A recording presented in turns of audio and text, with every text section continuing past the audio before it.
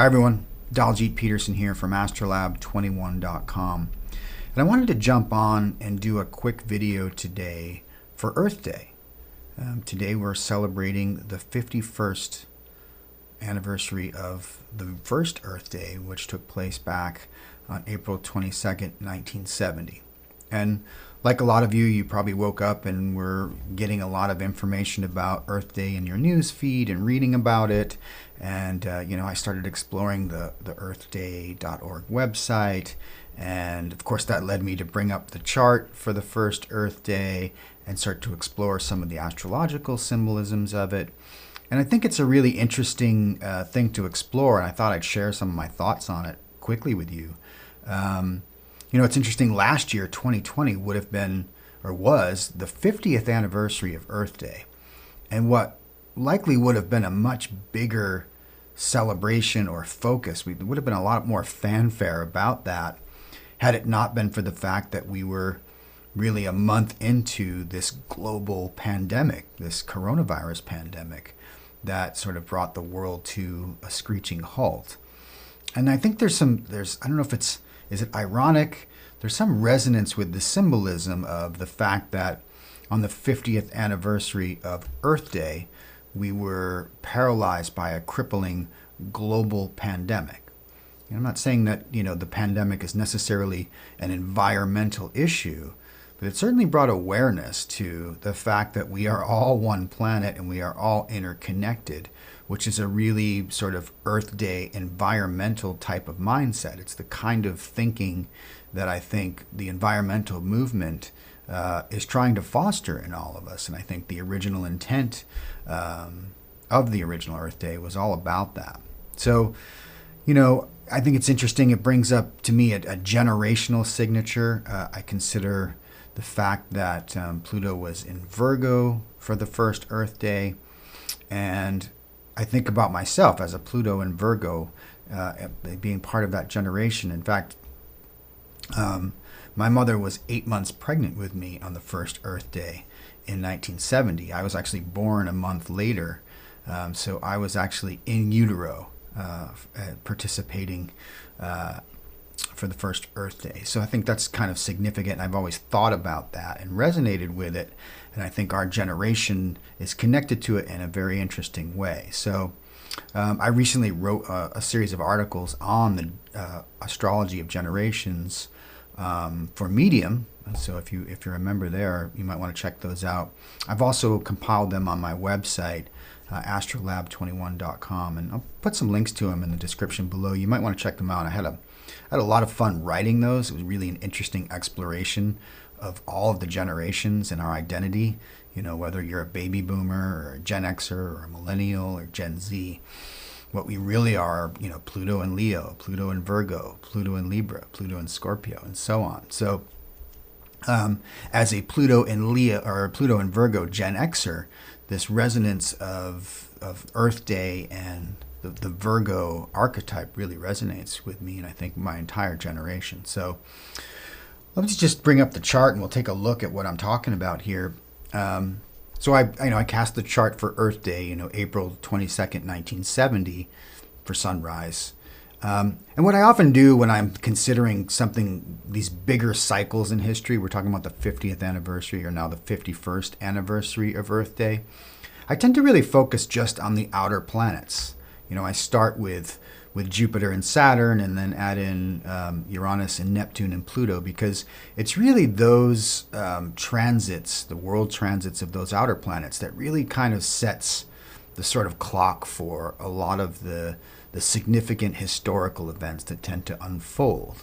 If any of you have read Richard Tarnas's amazing book, Cosmos and Psyche, that's kind of what he's talking about, where he looks at the history of Western civilization really through the lens of the major transits of the outer planets. It's really a fascinating book. I highly recommend it. If you haven't read it, go grab that one. But and as I said, on that first Earth Day, we had Pluto in Virgo, right? And it's sort of late in its transit. Pluto entered Virgo back in 1956 and was in Virgo through till 1972.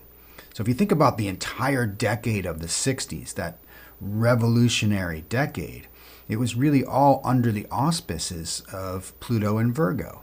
And I think the environmental movement was really intertwined with all of the other movements, with the civil rights movement, with the consciousness movement, with the anti-war movement, with the women's movement and the feminist movement. And they were all intimately connected in a way. And I think the environmental movement was actually one of the earliest of the big social consciousness developments to come out of the 60s. In fact, on the website for, I was looking at the history of Earth Day in 1970, but they actually mentioned the book Silent Spring by Rachel Carlson as being sort of the first foray, that's really the beginning of the environmental movement. Rachel Carlson was a marine biologist who was really concerned with the use of pesticides. She was a great writer, wrote a number of books, but that in 1962 she wrote Silent Spring and really took on the chemical companies and said, this stuff is really dangerous, and was met with a lot of criticism, but is really cited as being the beginning of the environmental movement. That book was sort of a pivotal point. So sort of interesting to consider. And, when I think about Pluto in Virgo, if we go back 10 years to 1960, and that's really when, Pluto was in the very early degrees of Virgo. And of course, it was also right around the time of one of the great conjunctions of Jupiter and Saturn, which occurred in Capricorn, right? And as we just learned, we had 200 years of this occurring in Earth signs. And something about the Earth signs here with these outer planets I think is significant when we're talking about Earth Day. So I think, that was sort of the beginning of it. And, if you look at what was happening 10 years later, one of the most important configurations, I think, of the 60s and of the entire 20th century really was the conjunction of Pluto and Uranus in Virgo. And I'm just going to move this back to a year here. So we can go back to like 1966, and 65, 66, 67, those years which were the most tumultuous years of the 60s. If you think about what happened with the anti-war protests, the civil rights, the assassinations of Martin Luther King and Robert Kennedy, and just the summer of 68. I mean, all of that was really an expression of what is the most revolutionary energy possible, which is Uranus conjunct Pluto. It only happens about every, 100 years or so, 150. Like I think the last time they were conjunct was in 1850. Won't happen again until the early 2100s. So very significant, and we're still living in the shadow of this this configuration. In fact, they were in square relationship as recently as like 2008 to 2012, which a lot of what we saw with the Arab Spring and the Occupy Wall Street movement was an echo of this configuration of the Pluto-Uranus square in Virgo. So I think this is an important signature, and I think it led to and informed what became the first Earth Day in 1970. And of course, by then you had the Jupiter-Saturn conjunction that had occurred in Capricorn in 1960. By 1970, they're coming into their opposition, which was going to occur in the Scorpio-Taurus axis, which is kind of interesting as we're in Taurus now. And Earth Day is in Taurus. On that day, the sun would have been roughly conjunct Saturn in Taurus. So it was, it's, of course, every year it is in Taurus season that we do celebrate Earth Day. Whether they chose that or not consciously, I don't know. Of course, if you consider that was a time when you could have tuned in the FM radio and heard a song called The Age of Aquarius by a band called The Fifth Dimension. So astrology was definitely in the zeitgeist during that time. So whether it was a conscious decision to inaugurate Earth Day during Taurus season, it's worth speculating. But we have celebrated it every year since. And what I want to talk about is, like, if you think about the force behind that first Earth Day, it was mostly a youth movement. It was all of the Pluto in Leo baby boomers and hippies of that era who really were the progenitors of the earliest environmental movement. Of course, their generation before Pluto and Cancers. Even the author, Carlson, she was a Pluto in Gemini. She was born in like 1907. But that was really the beginning, and that it's the Earth Day and the environmental movement strongly connected with that youth movement of the 60s, that generation. But if you consider they were coming of age, then you have a whole generation that was actually born during Pluto and Virgo, which is that Gen X generation, which is my generation, that are carrying that signature of the Virgo archetype throughout our whole lives, right? And I think it was interesting if you looked at, I remember Earth Day 1990 being a really big deal, right? You had, Al Gore was very much in the news and media. It was right before he became vice president 2 years later. But it was a massive, focus worldwide, 1990, the 20-year anniversary of Earth Day. And it felt like our generation, the Pluto and Virgo generation, was now in our own youth movement in a way, much like the Pluto and Leo were in the 60s. The 90s was our 60s in a lot of ways. So it really seemed like a lot was going to happen in 1990. It seemed like a lot of the environmental impact, legislation, there was an awareness that we were finally going to get our hands around some of these really horrible problems. You got to remember, in 1970, there was no EPA. It wasn't even founded until later that year. DDT was banned that year. So, throughout the 60s and throughout that Pluto and Virgo period, we had probably the most toxic planet we've ever had. Certainly we still have a long way to go, but at least we were moving in the right direction. But it seems like since 1990, if you look at the 2000 or 2010 anniversary, it kind of waned, really. I think, and I don't know why, it seems like the environmental movement has kind of ebbed and flowed, but it hasn't continued that momentum that it had, say, 30 years ago. And I just kind of wonder why, if we consider what's going on, in today's configuration. And I'll just pull out all of the other stuff here so we can focus just on, where we are on today's Earth Day. Well, now we have Uranus, which was in that Earth sign of Virgo back on the first Earth Day. Now it is enshrined to that position, essentially, as it's making its transit through Taurus, the most earthiest of the Earth signs, and really the official zodiac sign of Earth Day in a way.